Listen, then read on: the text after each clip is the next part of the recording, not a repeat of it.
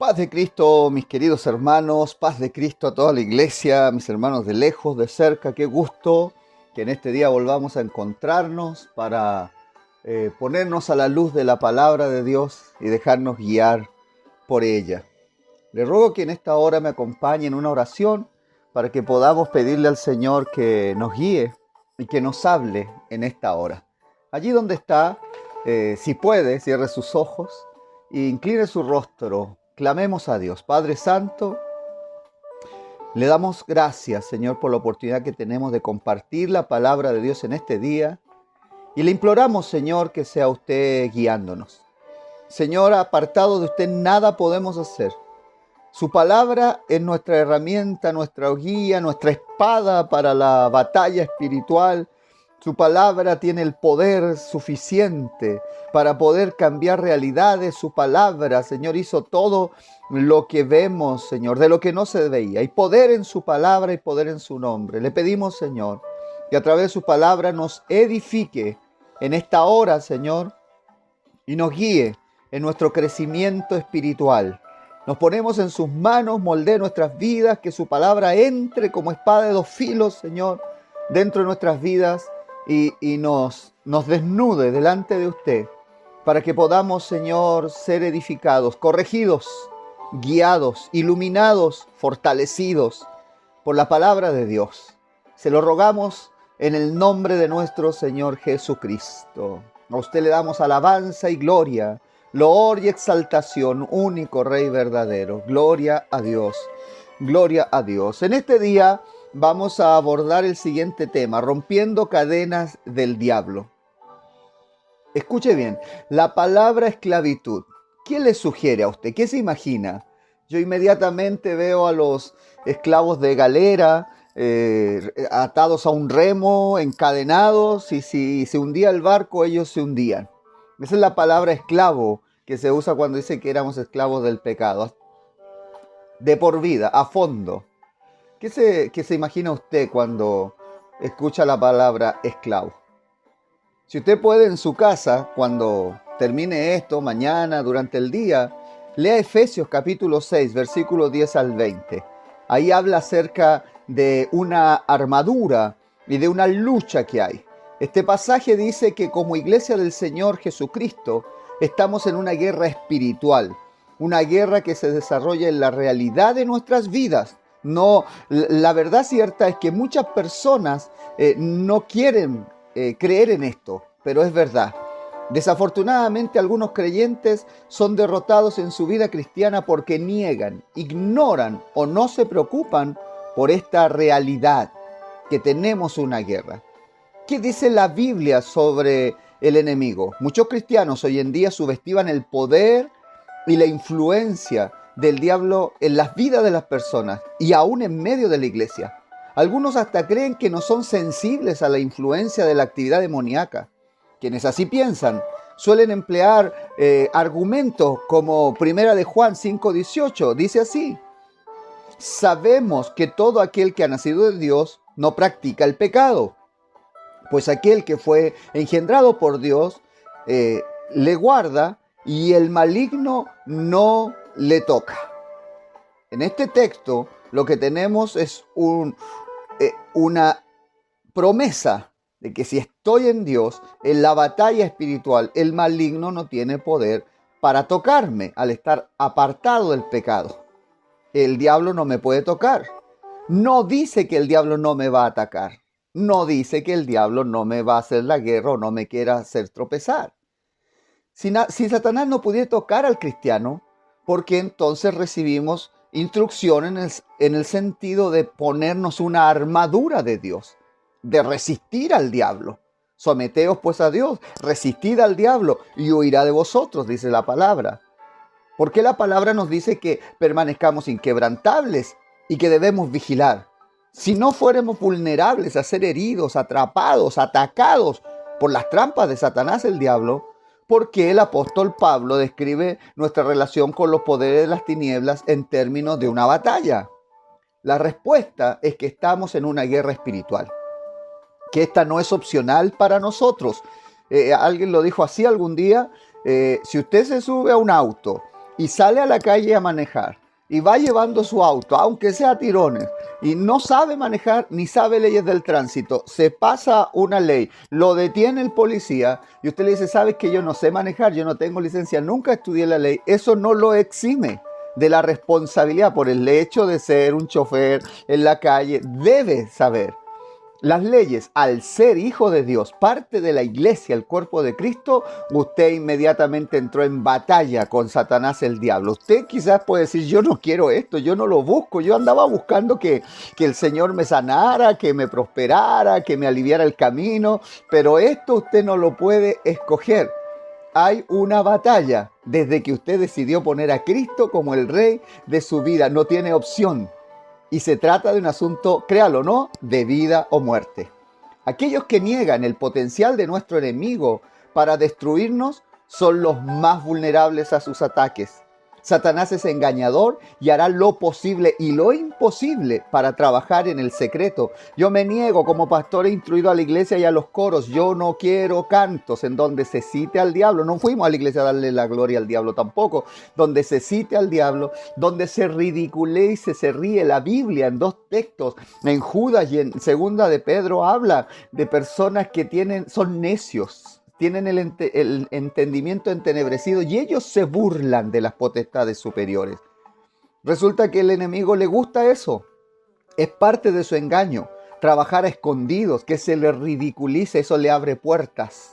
Si Satanás con sus demonios logran que un cristiano sea engañado y se entregue al pecado, le hacen perder inmediatamente la garantía de la protección de Dios. A muchos no les gusta que se hable de estos temas, pero Jesús, nuestro Salvador, habló sobre ellos. Y lo hizo, pues es necesario enfatizar que las tinieblas están en marcha y que necesitamos la luz de Cristo para ser fuertes. Según la enseñanza de Jesús, la función del enemigo no es otra que robar, matar y destruir. Juan 10:10 dice, el ladrón no viene sino para hurtar y matar y destruir. Yo he venido para que tengan vida y para que la tengan en abundancia.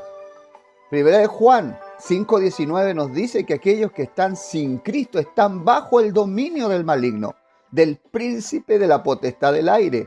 El mundo entero está bajo el maligno. Sobre esto mismo, Efesios 2, versículo 1 al 3 dice, estabais muertos en vuestros delitos y pecados, en los cuales anduvisteis en otro tiempo, siguiendo la corriente de este mundo, conforme al príncipe de la potestad del aire, el espíritu que ahora opera en los hijos de desobediencia, entre los cuales también todos nosotros vivimos en otro tiempo en los deseos de nuestra carne, haciendo la voluntad de la carne y de los pensamientos, y éramos por naturaleza hijos de ira, lo mismo que los demás. Ahora, si usted lee Apocalipsis 12, del 7 al 12, este pasaje bíblico enseña que nuestro enemigo está trabajando muy activamente en el mundo y lo hace así porque sabe que le queda poco tiempo. Por eso el apóstol Pedro nos advierte, sed sobrios y velad, porque vuestro adversario el diablo, como león rugiente, anda alrededor buscando a quien devorar. 1 Pedro 5:8. ¿Cómo que no hay batalla? Claro que hay una batalla. Y el enemigo quiere que usted diga que no y no crea en esto ni se aperciba, pero debe tenerlo en cuenta. Necesitamos despertar. Con todos estos textos bíblicos queremos ayudarle a entender que nuestro enemigo está activo y tiene poder para causar daño en la vida de los creyentes. Que debido a la falta de santidad, oración y perseverancia en la fe, muchos cristianos están atados, encadenados, prisioneros, neutralizados y esclavos del diablo y de sus demonios. Amado hermano, estamos en una lucha espiritual grande ahora mismo y nuestro enemigo dispara para matar.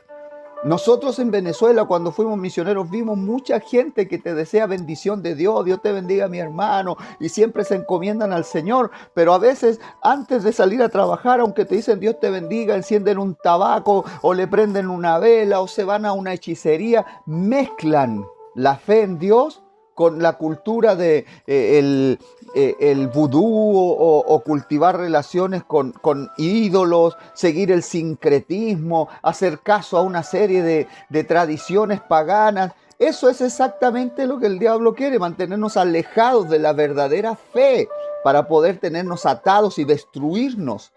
Desafortunadamente muchos creyentes viven aquí en este mundo como si nada estuviese sucediendo, como si no hubiese de verdad una guerra espiritual, o por lo menos como si en esta lucha la eternidad de muchas personas no estuviera en juego. Muchos han olvidado los mandamientos y los consejos de Dios en cuanto a nuestro enemigo y descansan muy cómodamente. Se olvidan de que hay una guerra que tenemos que pelear, una batalla, y tenemos que estar alertas y velando. Algunos creyentes están durmiendo el sueño de la indiferencia y no perciben que sus problemas no son solo físicos, financieros o relacionales. Ahí, en medio de la lucha, el divorcio, la drogadicción, la ruptura de relaciones, es el diablo el que se mete, el que ataca, el que hace divisiones. Los problemas son causas espirituales. La triste verdad es que en este último tiempo hay muchos hermanos que viven esclavos del pecado y por ende esclavos del diablo. En ese contexto es que Efesios 4:27 nos dice que no demos lugar al diablo. En ese capítulo Pablo viene diciendo a los creyentes de la época que no den oportunidad alguna al pecado. Por ejemplo, la mentira, la ira, el robo, las palabras deshonestas, las groserías, la amargura, la gritería, la malicia. Cuando damos lugar a este tipo de cosas en nuestra vida, damos espacio y autorización a Satanás para que entre a ser parte de nuestra existencia. De esa forma, el creyente que es libre por el derecho conquistado en la cruz, porque el Señor Jesucristo exhibió públicamente a los principados y a los potestades, venciendo sobre ellos en la cruz. Pero esa libertad se pierde al entregarnos al pecado y el creyente se vuelve nuevamente esclavo del enemigo. Cuando cometiendo tales pecados no se arrepiente ni se vuelve a Dios. Por eso diario oramos, diario pídale perdón a Dios, diario rompa cualquier atadura que haya pasado en su vida al ceder a la carne, al mundo, al pecado. ¿Dónde está la salida? La única salida es volver a obedecer al Señor. Santiago 4:7. Someteos pues a Dios, resistid al diablo y él huirá de vosotros. La guerra espiritual, mis hermanos, es cierta, importantísima. No se puede resumir en esta cápsula que hacemos de 10, 12 minutos. Mis hermanos, preste atención. Debe estar alerta y velando. Cierto, como que hay que arrepentirse, bautizarse, ser llenos del Espíritu Santo, vivir en santidad. Cierto es que el enemigo está en lucha contra usted y contra mí y quiere destruirnos. Levante las barreras. Vuélvase un adorador, sométase a Dios, inclínese al Señor y no se entregue al pecado. Si hay pecado en su vida, si el Espíritu Santo le está mostrando en esta hora algo malo que está haciendo, renuncia a ello en oración, déjelo. Este devocional es una excusa. Nosotros aquí en casa normalmente termina hasta el último adiós, el último recado que se manda en el grupo y como familia oramos un ratito y luego cada uno de nosotros también hace su devocional privado. Esto no termina en un ratito. Hay que ir, tomar las manos del Señor, llenarse de la presencia de Dios. Que el Señor Jesús reprenda al diablo. Hermano, usted y yo podemos tener victoria porque el Señor Jesucristo nos dio un nombre que es sobre todo nombre. Y ante ese nombre se dobla toda rodilla de lo que está en el cielo, en la tierra y aún debajo de la tierra. Y toda lengua confiesa que Jesucristo es el Señor, para gloria de Dios Padre. El Señor nos puso para mostrar la multiforme sabiduría de Dios, que Dios levantó a Jesucristo sobre todo principado y potestad y sobre todo nombre que se nombra. Así que mi hermano, tome la palabra, viva en victoria en el nombre de Jesús. Dios le bendiga.